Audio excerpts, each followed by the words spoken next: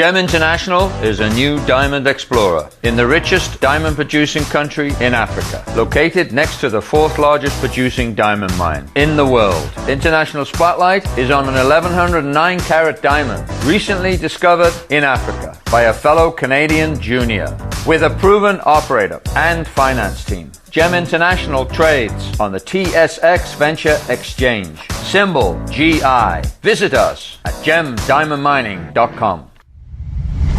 You're listening to HowStreet.com radio, available online at TalkDigitalNetwork.com. Welcome to HowStreet.com radio, the online source for market opinions. Here is Jim Goddard. My guest is John Rubino, author of several books on the economy, including The Money Bubble, his website, dollarcollapse.com. Welcome back to the show, John. Hey, Jim. Around the world, people were saying luxury real estate was overly inflated by Chinese nationals trying to get their money out of the country. You have a research document on it. What have you found? Well, real estate was kind of an afterthought in this recovery among all the other huge bubbles that were blowing up. You know, the government bond bubble and negative interest rates and stocks hitting records all over the place got most of the press, but under the surface, real estate has done really well in a lot of markets, and it's acting kind of bubbly in the hottest markets, which, you know, it's a warning sign. And now it seems to be rolling over. I just posted a piece that, well, it just tracks a few of the big markets, but in Manhattan, New York City, apartment sales are down by 20% year over year. And in Miami, a study just came out that said there were only 8 luxury condos that sold in the period that they were looking at, and all or 7 of the 8 lost money on the sale. And normally there are dozens and dozens that get sold in the same time period. So Miami's luxury market is really slowing down too. And of course, you know, Vancouver, as your listeners are probably aware, was maybe the hottest real estate market in the world for a little while there. And now it's rolling over too. And as you told me before we went live, the slowdown in Vancouver real estate began before the tax was imposed on foreign buyers. So it might have been, you know, more internal, organic slowdown than something imposed from above by a new tax. And one last thing that I found is that rents are now falling pretty dramatically in San Jose and San Francisco, which is the Bay Area where, you know, Silicon Valley is basically. So that's the tech sector in the U.S., which is normally incredibly hot until the very peak of the cycle, and then it really crashes because tech is so volatile. You know, you have all these IPOs, and that's where the money comes from to bid up San Francisco real estate prices. Well, when the economy turns down, then IPO activity goes down, and that crushes Bay Area real estate. So it could be that we're seeing the beginnings of something like that too. So spread that out. You know, spread that trend from these markets to the rest of the country and the rest of the world, and you've got one factor in a significant slowdown. In other words, real estate alone won't stop a growing economy from growing, but if you add it to other stuff, like in the U.S., the car bubble, you know, we've had an auto loan bubble blowing up for the past few years where pretty much anybody could get a cheap auto loan. And so everybody was doing it, and that seems to have died down.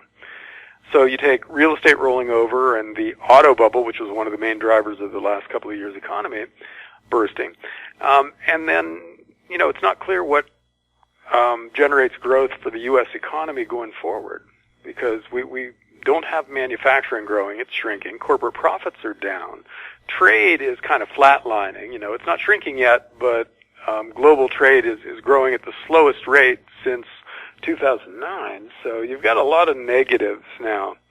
And, you know, if you add real estate, which used to be bubbly, if not really dramatically in bubble territory, if you got that rolling over, then, yeah, you know, it looks like the odds are that we'll see a fairly noticeable slowdown in the U.S., at least in the year ahead.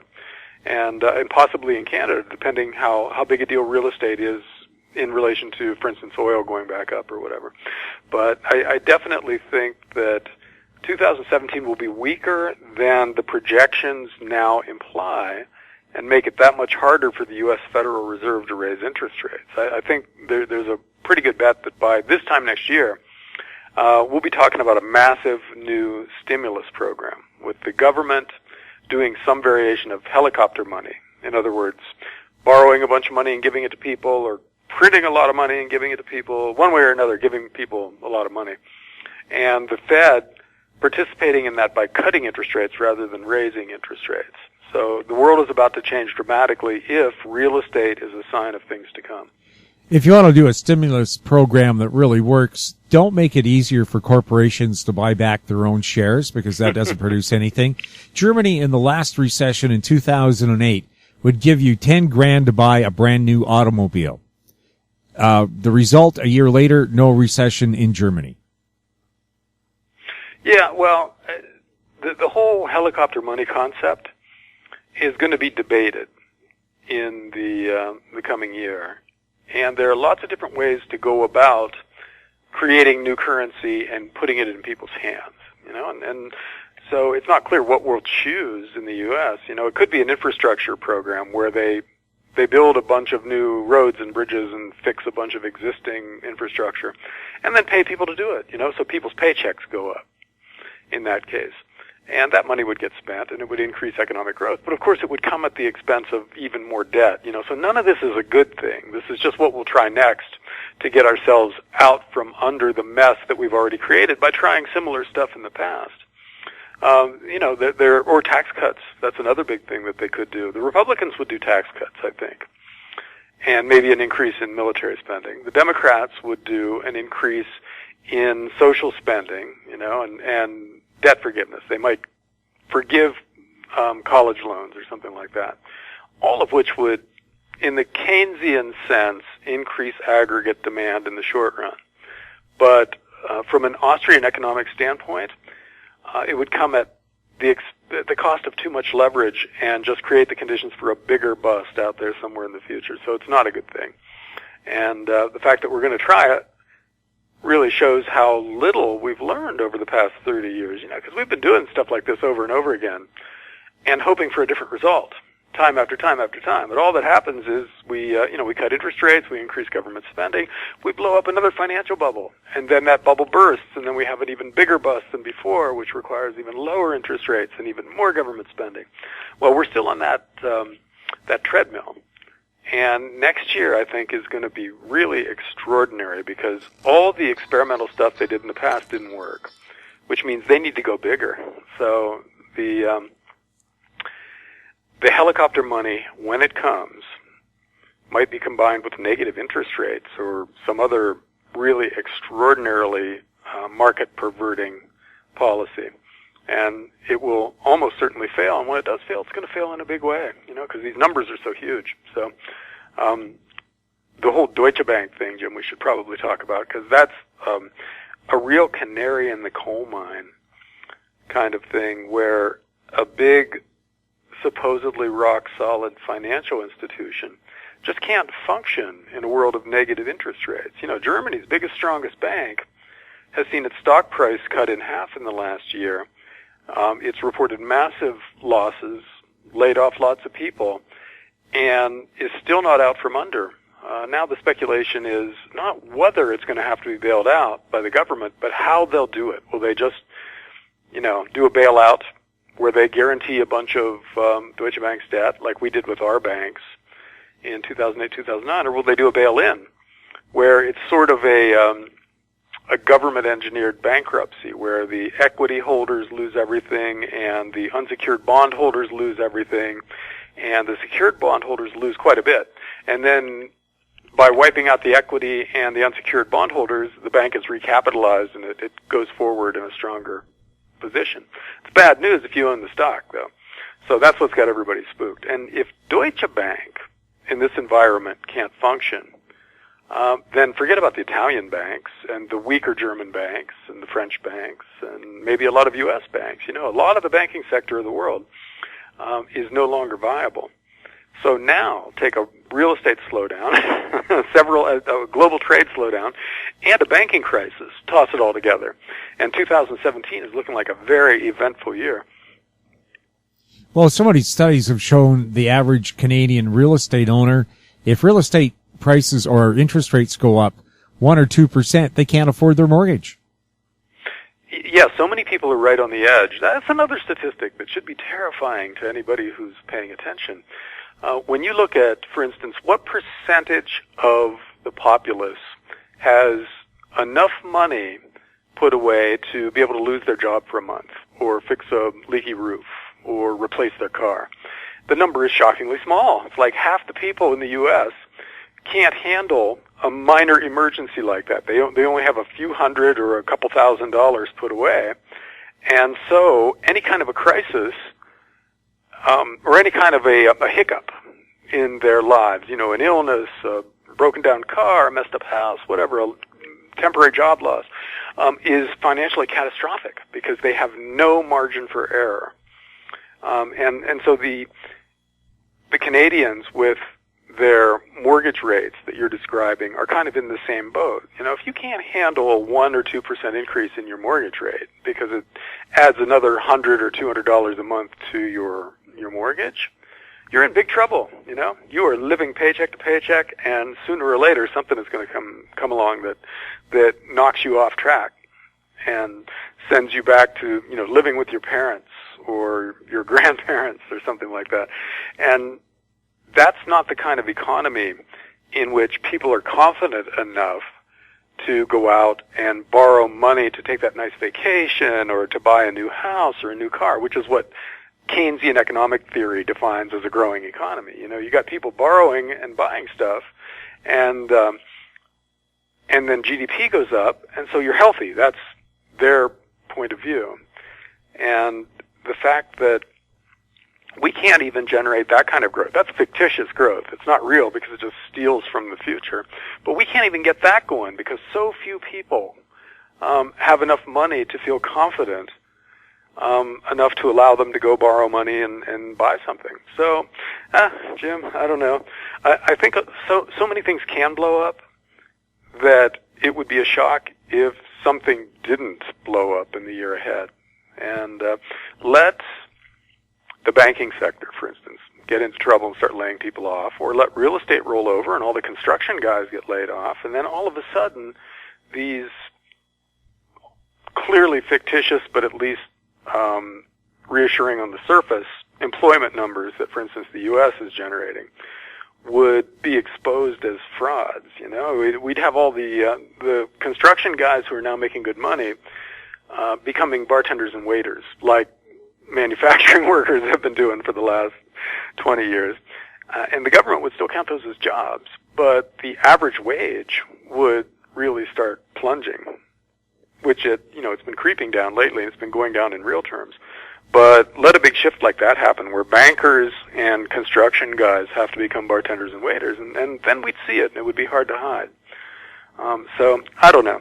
It's hard to look at almost any part of the current global economy and come up with, an optimistic take on what's happening, because just so much is going wrong.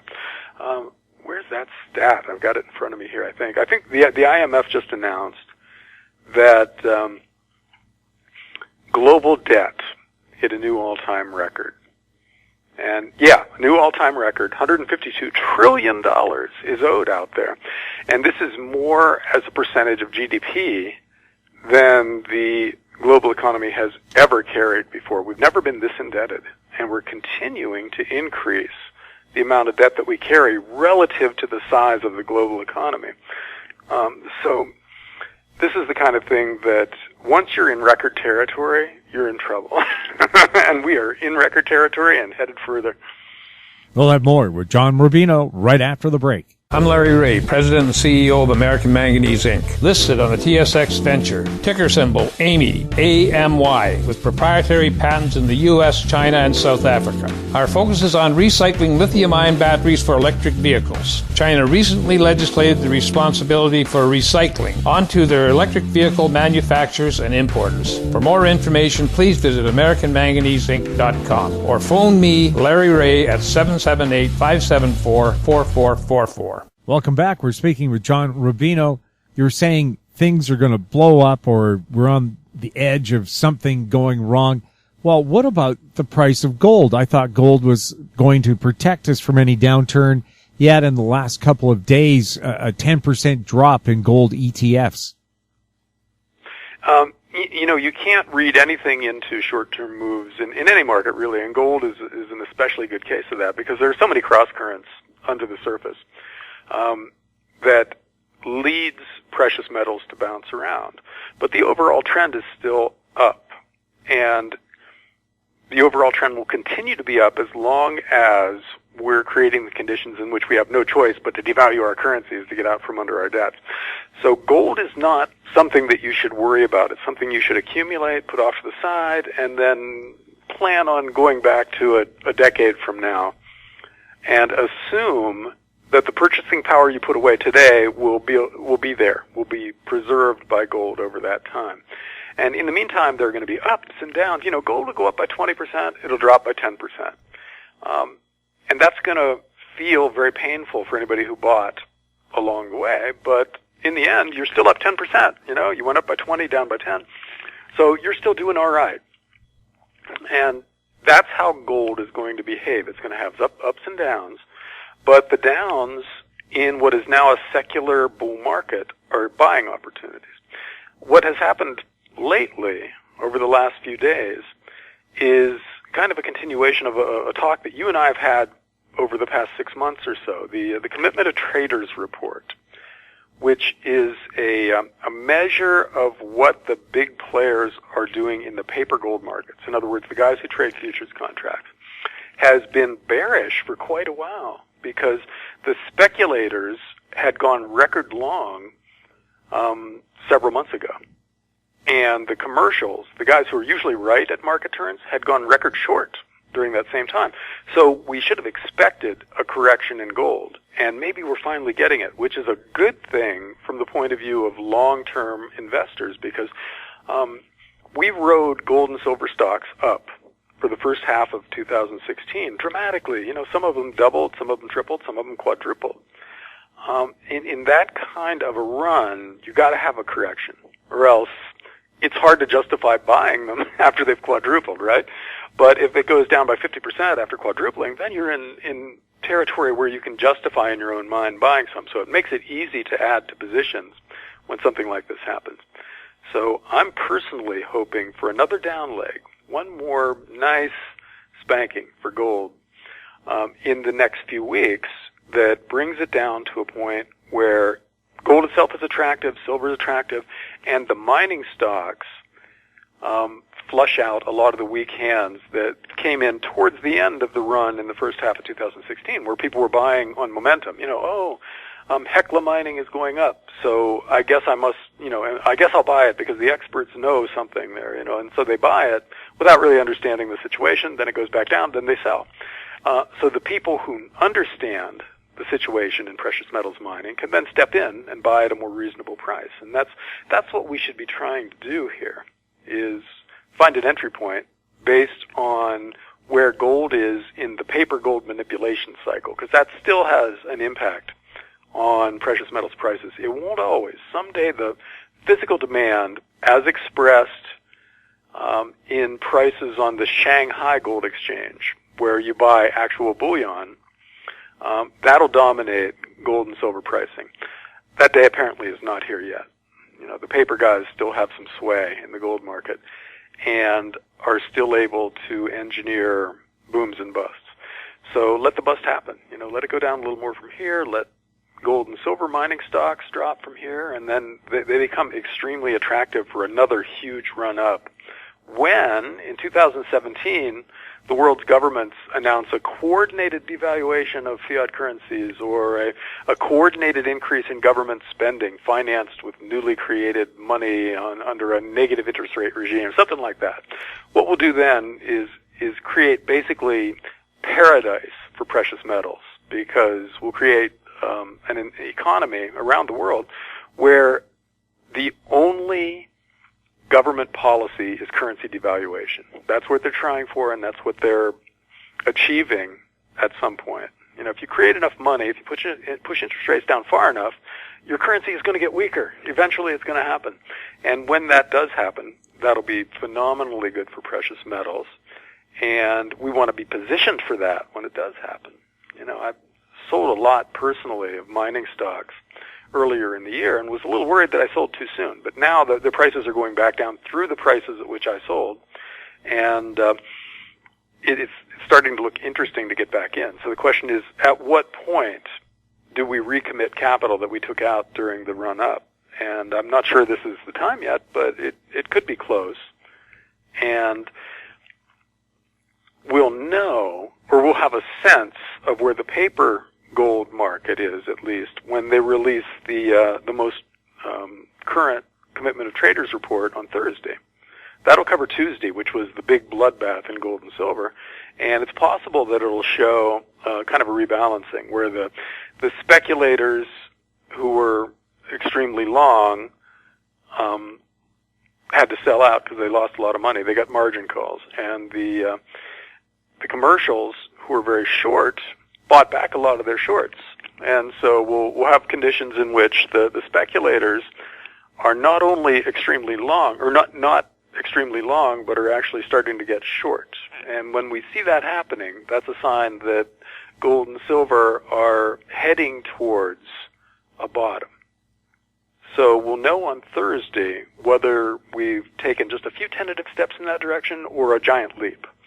And that'll give us some sense of what the kind of, what timing we should be thinking of and what our entrance point should be for getting back into this market. Would you be better off right now just averaging then with gold, making weekly or monthly purchases until you have an idea where the market's going? Yes. The average person definitely should be. You know, I'm talking entrance points and selling and buying here and that kind of trading is more entertainment than an actual money-making strategy. But I feel kind of compelled to do it just because I've been watching these markets for a long time, and I think I know what's going on. I don't really. Nobody really does.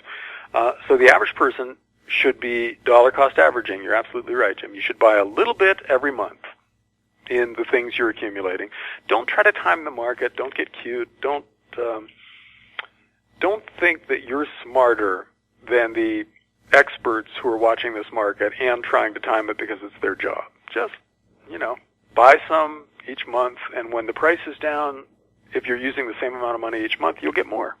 And if the price is up, you'll get less. So in the long run, your average price will end up being a pretty favorable price.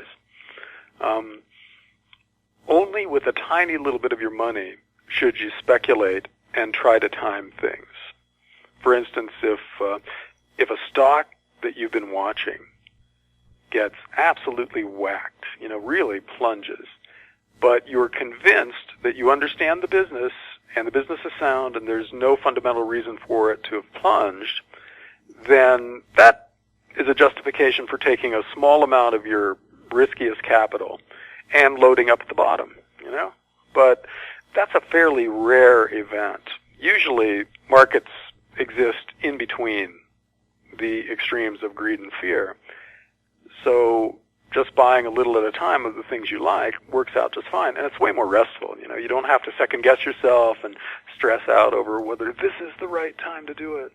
Of course, that's not advice I take in my own life because I'm kind of compulsive about trying to time markets and find entry points and basically do better than the markets themselves. But again, that's more entertainment and ego gratification than it is something that would end up making me more money in the long run than the average person doing dollar cost averaging. John, thank you very much for chatting with us. Sure thing, Jim. My guest has been John Rubino, author of several books on the economy, including The Money Bubble. His website is dollarcollapse.com. You're listening to HowStreet.com radio. You can find us on Twitter at TalkDigitalNet. Our YouTube channel is Talk Digital Network. Questions for the show can be sent to info@HowStreet.com. I'm Jim Goddard. Thanks for listening. Comments made on HowStreet.com radio are an expression of opinion only and should not be construed in any matter whatsoever as recommendations to buy or sell any financial instrument at any time. Available online at TalkDigitalNetwork.com. HowStreet.com radio is a production of HowStreet Media Incorporated.